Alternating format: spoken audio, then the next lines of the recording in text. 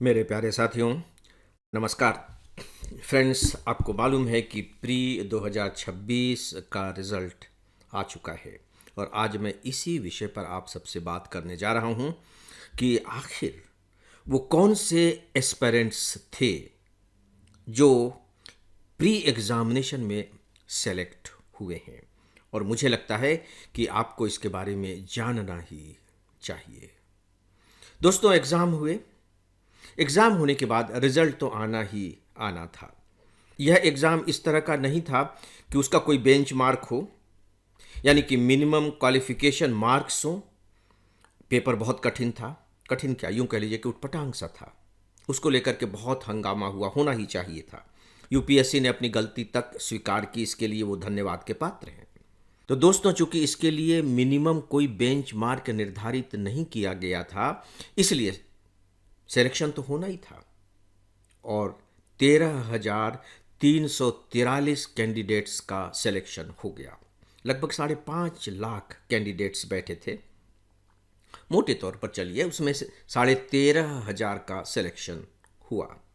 जो टोटल पद हैं वे हैं लगभग लगभग मोटे तौर पर 1,000 कह लीजिए। 1,016 को 1,000 हम मान लेते हैं। 1,000 पदों के लिए मोटे तौर पर 13,000 लोग प्री में सेलेक्ट किए गए हैं, यानी कि एक पद के लिए 13 कैंडिडेट। और यही अनुपात लगभग लगभग हर साल रहता है।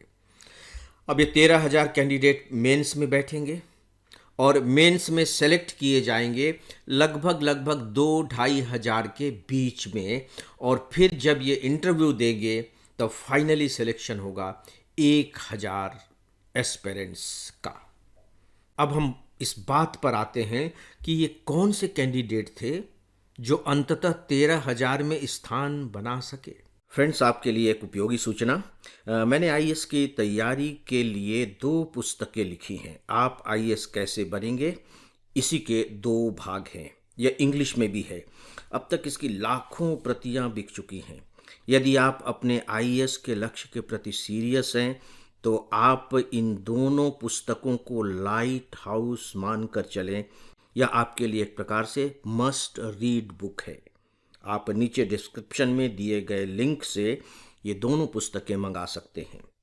दोस्तों, मेरी बात को ध्यान से सुनिएगा, क्योंकि आगे के लिए यदि आप अपीयर हो रहे हो यूपीएससी में तो ये बातें बहुत काम आएंगी।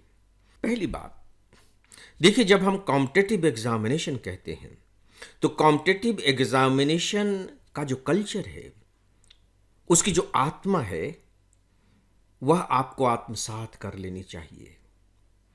पेपर कठिन था या सरल था, वो मायने नहीं रखता। ठीक है, हमें कठिन लगा, हमने उसका विरोध किया और किया ही जाना चाहिए था, क्योंकि आगे भी तो एग्जाम होने हैं। उसे मैं गलत नहीं ठहरा रहा हूं प्लीज, क्योंकि विरोध करने वालों में मैं खुद भी शामिल था। विरोध किया ही जाना चाहिए। सही तो नहीं था जिस तरह का पेपर आया, उसे हम जस्टिफाइड पेपर नहीं कह सकते। लेकिन एग्जाम हो गए हैं तो हो गए हैं, रिजल्ट तो आएंगे ही, और कुछ लोगों का सिलेक्शन तो होगा ही होगा, और वह हुआ। उदाहरण के तौर पर जैसे मान लीजिए कि T20 का मैच हो रहा है और जो उसका पिच है वो बहुत खराब है। पहली टीम मुश्किल से 75 रन बना करके आउट हो जाती है। पिच खराब है तो देखिए, जो पहली टीम है जो 75 रन बनाकर आउट हो गई है, ये नहीं कह सकती कि इसे कैंसिल कर दिया जाए क्योंकि पिच बहुत खराब है और हमने 75 रन ही बनाए हैं केवल। दूसरी टीम मैच खेलेगी, पिच तो उसके लिए भी वही होगी। और पहली टीम जो 75 रन बना करके आउट होती है, पता लगा कि उसी टीम ने इस दूसरी टीम को 65 रन पर आउट कर दिया। और 75 रन बनाने के बावजूद जहां की हार निश्चित थी, वो जीत जाती है। यह प्रतियोगिता कहलाती है। सच पूछिए तो प्रतियोगिता में क्या सरल है क्या कठिन है, यह मायने नहीं रखता। प्रतियोगिता में मायने सिर्फ यह बात रखती है कि जो भी चीजें आपके सामने आई, जो भी स्थितियां आपके सामने थी, आप उससे किस तरीके से निपटे हैं, बस दैट्स ऑल। और यही आपको यहां दिखाई दे रहा है। दोस्तों, एक बात जो खासकर इस पेपर के आने के बाद कही जा रही थी, और मेरी इस बात पर थोड़ा सा गौर कीजिएगा। आप हो सकता है कि सुनते साथ ही आप मेरी बात को आउटराइट रिजेक्ट कर दें क्योंकि आपको ये सूट न करे, लेकिन इस पर थोड़ा विचार तो जरूर कीजिएगा। जब पेपर हो गए तो बहुत से मेंटर्स तक से मैं ये बात सुन रहा था, स्टूडेंट्स तो कह ही रहे थे, और वो कह रहे थे कि इस बार का जो पेपर आया है वो जुआ है बेसिकली, बस भाग्य के भरोसे आपका सिलेक्शन होगा, निशान लगाते जाइए, अगर पासा आपका ठीक पड़ गया तो आपका सिलेक्शन हो जाएगा, और अगर ठीक नहीं पड़ा तो आप बाहर हो जाएंगे। इसके पीछे कोई लॉजिक नहीं है पेपर के पीछे। दोस्तों, मैं इसे स्वीकार नहीं कर पा रहा हूं, पूरे माफीनामे के साथ आपसे मैं ये बात कह रहा हूं। आप करके देख लीजिए, मेरी बात पर मत जाइए, आप खुद करके देखिए। आप एट रैंडम निशान लगाते चले जाइए, 100 क्वेश्चन सॉल्व करके देखिए और देखिए कि आपका स्कोर कितना आता है। और केवल एक ही की बात नहीं है, आप और 10 लोगों से इसी तरह के प्रैक्टिकल कराइए, उनसे कहिए कि बस एट रैंडम निशान लगाते चले जाओ और काउंट कर लीजिए कि उनका स्कोर कितना आता है। आप पाएंगे कि शायद ही एक नंबर कोई हासिल कर सके, क्योंकि देखिए जो फार्मूला है यूपीएससी का कि 4 ऑप्शन दिए जाते हैं ए बी सी डी। अगर हम थ्योरी ऑफ प्रोबेबिलिटी को अप्लाई करें इस A B C D 4 options पर, क्या आप किसी में निशान लगा देंगे? तो उसके जो सही होने की संभावना होगी वो 25% होगी, क्योंकि 4 ऑप्शन है, और गलत होने की संभावना 75% होगी। निशान तो आपको एक ही में लगाना होगा ना, तो 25% सही, 75% गलत। आप देखिए कि जो माइनस मार्किंग रखा गया है वह किस रूप में रखा गया है। जब आप एक गलत करते हैं तो पूरे मार्क्स आपके नहीं कटते, 1/3 मार्क्स कटते हैं। यानी कि जब आप 3 गलत करेंगे तो कंप्लीट मार्क्स कट जाएंगे, जितने नंबर का वो क्वेश्चन होगा उतने मार्क्स आपके कट जाएंगे। इसका मतलब यह हुआ कि अगर हम 4 ऑप्शंस को थ्योरी ऑफ प्रोबेबिलिटी के अनुसार देखें और इस फार्मूले के अनुसार, तो सही होने की संभावना 1 है और गलत होने की संभावना 3 है।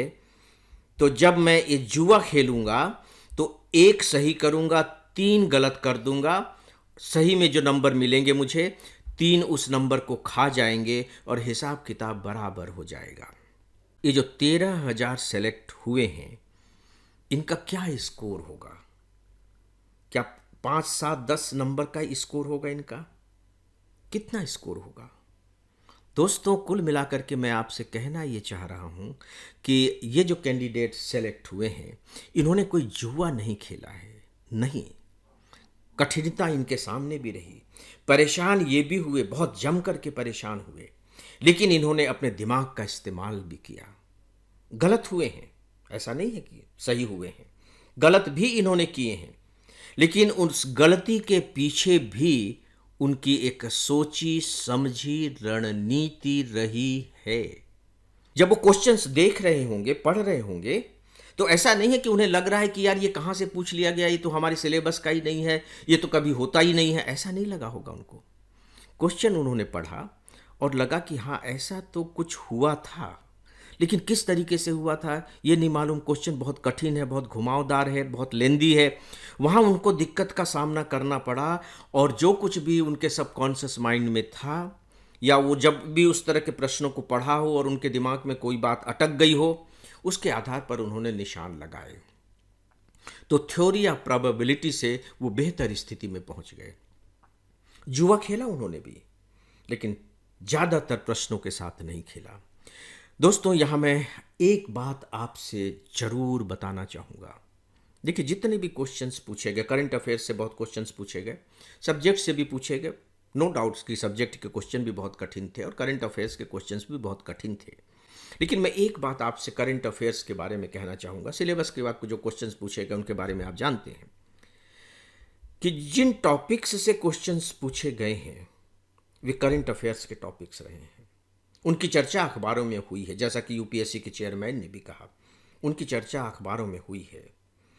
आपको शायद सुनकर आश्चर्य हो और शायद आपको विश्वास भी न हो कि जितने टॉपिक्स पर करंट अफेयर्स से क्वेश्चंस आए हैं उनमें से अधिकांश टॉपिक्स की, अधिकांश मतलब लगभग 90% टॉपिक्स की चर्चा मैंने अपने डेली ऑडियो लेक्चर्स में की है।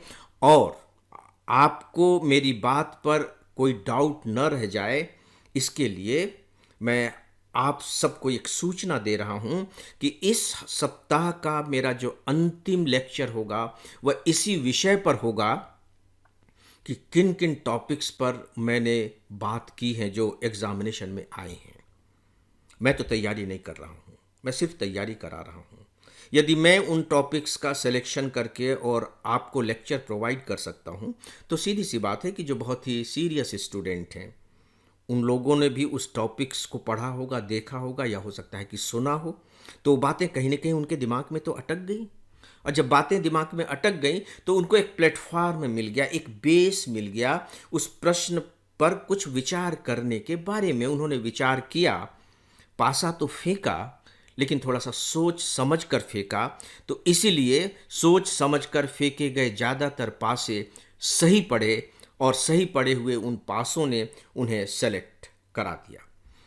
दोस्तों, ये दो इम्पॉर्टेंट बातें मैंने आपके सामने रखी हैं। पहली बात कि प्रतियोगिता की जो आत्मा होती है वह सरल और कठिनता से निर्धारित नहीं होती है, वो तो प्रतियोगिता है। और दूसरी बात कि ये जुआ नहीं है, कठिन जरूर है लेकिन जुआ नहीं है। हाँ, ये मैं बिल्कुल मानता हूँ कि उस कठिनता के पीछे एक तार्किकता होनी चाहिए, एक व्यावहारिकता होनी चाहिए। कम से कम इस तरह की व्यावहारिकता तो होनी ही चाहिए कि भाई जिसके लिए आप परीक्षा ले रहे हैं, परीक्षा लेने का जो आपका उद्देश्य है वह उद्देश्य तो उसमें दिखाई दे। अगर वो उद्देश्य ही दिखाई नहीं दे रहा है तो सीधी सी बात है कि फिर ऐसी परीक्षा अतार्किक ही कहलाएगी। और निश्चित तौर पर इस बार प्री का जो जनरल स्टडीज़ का फर्स्ट पेपर था वो बहुत ही अतार्किक किस्म का था, इसे मैं स्वीकार करता हूँ। लेकिन चूंकि कुछ स्टूडेंट सेलेक्ट हुए हैं तो डेफिनेटली मुझे उनके बारे में बात करनी ही थी। मुझे लगा कि शायद इससे आपको आगे का कोई मार्ग दिखाई दे सके। तो दोस्तों, जितने भी स्टूडेंट सेलेक्ट हुए हैं उन्हें बहुत बहुत बधाई AFEIS की तरफ से। और जो सेलेक्ट नहीं हो पाए हैं उनसे मैं कहना चाहूँगा कि निराश होने की ज़रूरत नहीं है। अगला जो साल होगा पेपर की दृष्टि से इस तरह का अतार्किक पेपर नहीं आएगा, काफ़ी कुछ व्यावहारिक होगा। क्योंकि UPSC ने इसे स्वीकार कर लिया है, इसीलिए हम यदि यह उम्मीद कर रहे हैं तो ये कोई थोपी हुई बात नहीं है। इसलिए आपको पूरे भरे मन से इसकी तैयारी करनी चाहिए। फ्रेंड्स, इस विषय पर बस इतना ही। आज के डेली ऑडियो लेक्चर को अब यहीं समाप्त करते हैं। नमस्कार।